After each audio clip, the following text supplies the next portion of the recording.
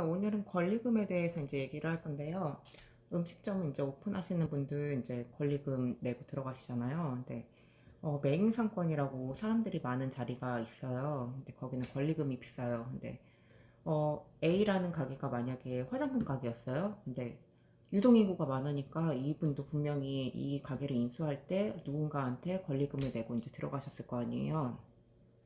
근데 이 가게가 이제 문을 닫고 닫는 와중에 이제 다른 분한테 음식점을 장사를 하시라고 권리금을 받고 이걸 인수하게 되는 과정이 있어요. 근데 이 권리금을 내면서 들어갈 때 이제 주의하셔야 할 사항들이 있는 게, 화장품 가게를 방문하기 위해서 거기를 방문하시고 그 매출이 나오는 거지, 거기서 음식 장사를 한다고 그 매출이 나오는 게 아니에요. 그러니까 물론 유동인구가 많은 거에 대한 권리금은 어느 정도는 인정을 해요. 근데 내가 지금 원래 하고 있는 장사, 그 장사랑 지금 내가 이제 업종을 바꿔가지고 하는 장사에서 이 가게를 열었을 때 이 기존의 가게에서 나오는 매출이 나올까, 이거를 이제 그 생각을 하셔야 된다는 거죠. 그러니까 같은 음식점도 마찬가지예요. 여기 A라는 가게에서 치킨집으로 월 매출 1억이 나왔어. 그래서 이분이 권리금 한 3억을 달래. 근데 나는 치킨 가게를 할 게 아니야. 물론 동종 업종이고 그 가게를 그대로 인수를 한다는 조건이면 괜찮아요. 근데 나는 해산물 가게를 하고 싶어. 근데 그 기존의 치킨 가게의 그 매출이 나올까 안 나올까, 이거를 참고를 하셔야 돼요. 물론 이 제가 얘기하는 거는 실제로 저도 이 경험을 했었고, 오징어 무침 가게를 하던 거를 1억 5천에 인수를 받았다가 이제 남산 돈가스를 열었죠. 근데 그 권리금을 이제 제가 좀 이따 더 얘기하겠지만, 이 가게에서 매출이 이만큼 나온다는 보장이 있잖아요. 그걸 어떻게 증명할 건가? 이거에 대한 이제 그 중간 그 브로커들이 있어요. 이거를 잠시만요. 잠깐 전화 오느라고 잠깐 끊었어요. 이게 권리금이라는 게, 중간 브로커들이 이제 수수료를 받으면서 권리금을 받아주는 그런 회사들이 많아요. 보통 이제 창업을 하시는 분들은 거기를 통해서 하시는 그 분들도 많고, 그러니까 내가 이 정도의 자본으로 이 정도의 수익을 원하는데 어떤 창업을 해야 될까요? 라고 해서 이제 문의하는 회사들이에요.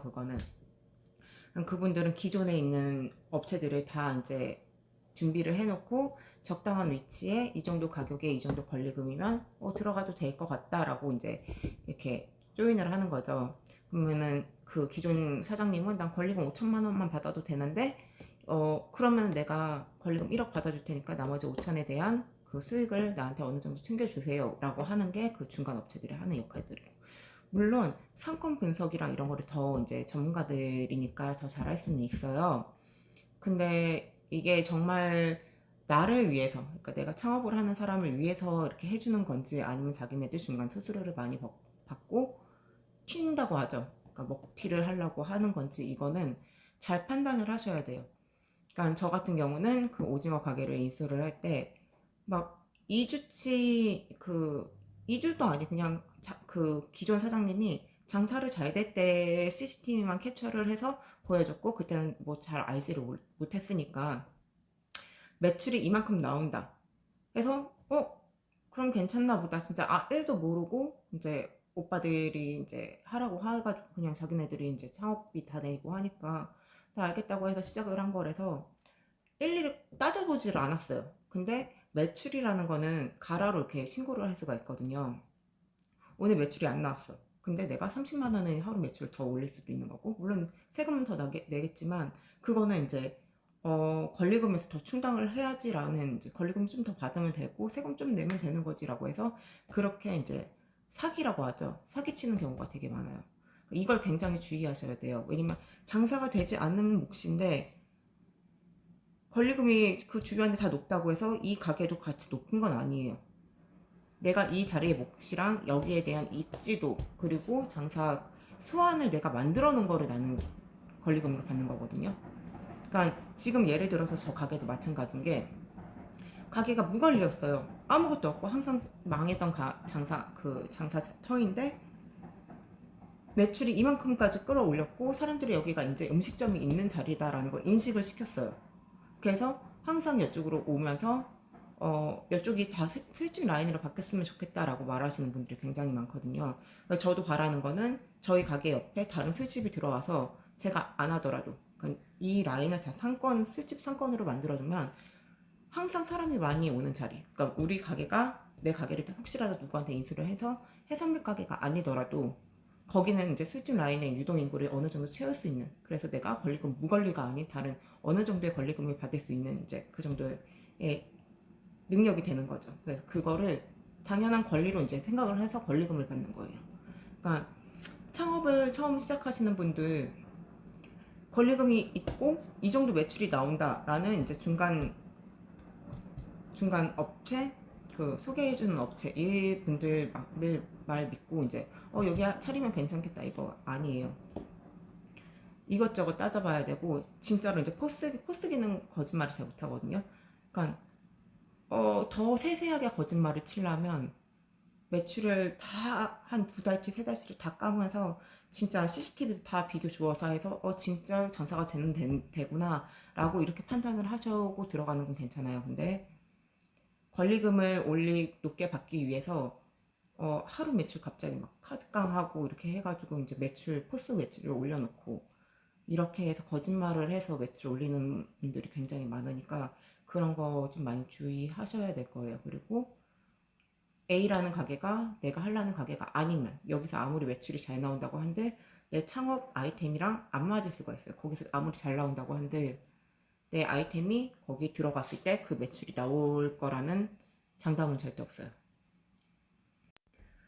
그리고 다음번에 제가 인터뷰를 한번 할 거예요. 그러니까 일반 분들 이제 자본을 모아가지고 프랜차이즈를 여신 분들 중에 치킨 가게세요. 이제 제가 이제 저희 주변 상권 사장님들이랑 이제 친해지게 되면서 그런 이제 고통, 저도 옛날에 겪었던 거를 지금 현재 겪으시는 분들의 이제 이야기를 이제 모으기 시작할 거예요.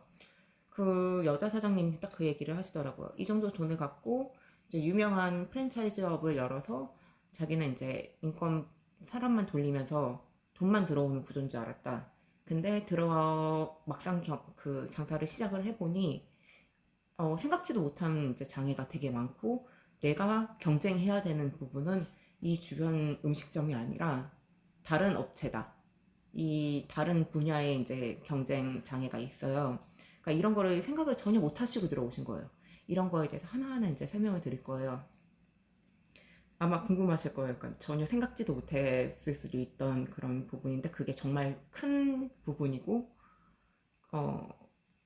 들으시면 내가 창업을 하기 전에 이런 것까지 생각을 해야 되는구나 라고 생각을 하실 거예요. 그래서 다음 인터뷰를 그 사장님이랑 하는 걸 영상을 올려드리고 그거 이외에 앞으로도 계속 창업하기 전에 이제 고려해야 될 상황들 이런 거에 대해서 이제 설명을 더 드리도록 하겠습니다. 오늘은 이제 가게를 나가야 될 시간이 돼서 여기까지만 영상을 올리고 네, 마치겠습니다.